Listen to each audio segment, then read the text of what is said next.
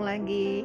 Hari ini kita akan membuat kue kering dari buah kering ya. Jadi dari sukade.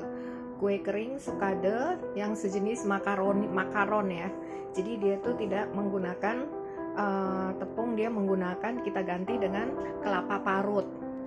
Jadi kelapa parut 200 gram. Terus kemudian manisan sukade 100 gram. Terus kemudian nanti kita kasih itu, kalau kita pakai silpat, biasanya saya sih nggak saya oles margarin. Panaskan api, pakai api kecil saja. Terus kemudian kita kelapa parutnya itu tadi yang sudah kita 200 gram tadi itu kita sangrai di sini supaya dia kering aja ya, supaya dia hangat. Terus dia kering ya, sekitar 3 menitan, jangan sampai gosong, kita tungguin, kita aduk-aduk seperti ini supaya nanti dia nggak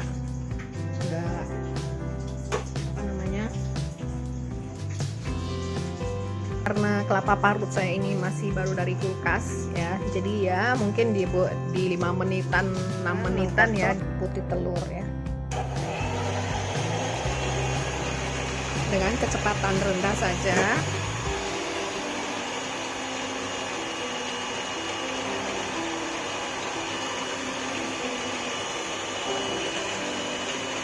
Terbuih, maka baru dia ditaruh jeruk nipis ya, jeruk lemon. Kasih sedikit garam, sedikit saja, sejumput ya, sejumput. Jadi kecepatan sedang, kita kocok sampai dia kaku.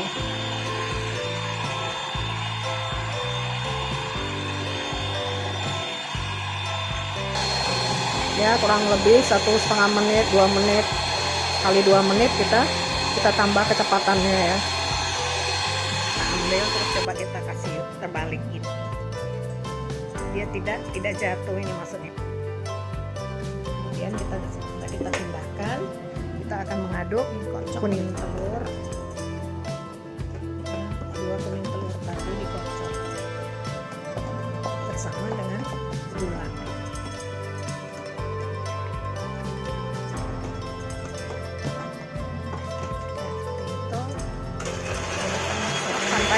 Sampai lembut ya. Di sini saya pakai gula pasir ya, agak halus sedikit gitu. Kalau mau pakai gula tepung juga bisa. Ini adalah selama 2 menitan ya, supaya gulanya benar-benar nyatu dengan, setelah tercampur rata,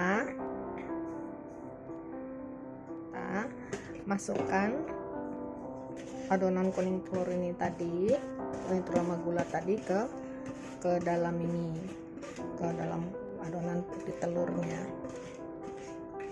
seperti itu.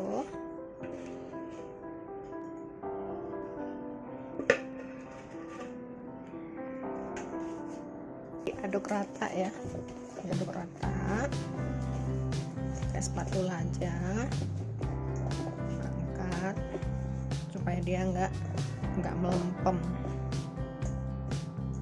Nah kemudian ditambahkan kelapa parut yang tadi, kelapa parutnya 200 gram itu. Kemudian kita aduk lagi. Sukade tadi yang 100 gram. Ini sukade, kalau nggak punya sukade juga bisa diganti dengan kismis. Nah seperti itu. Ini tadi kelupaan ya, kita kasih sedikit baking powder. Bisa kita kasih sedikit aja ya, tapi mesti kita aduk yang rata, karena nanti dia ada. Baru kita tambahkan margarin sebanyak 30 gram ya, susun seperti ini ya kan.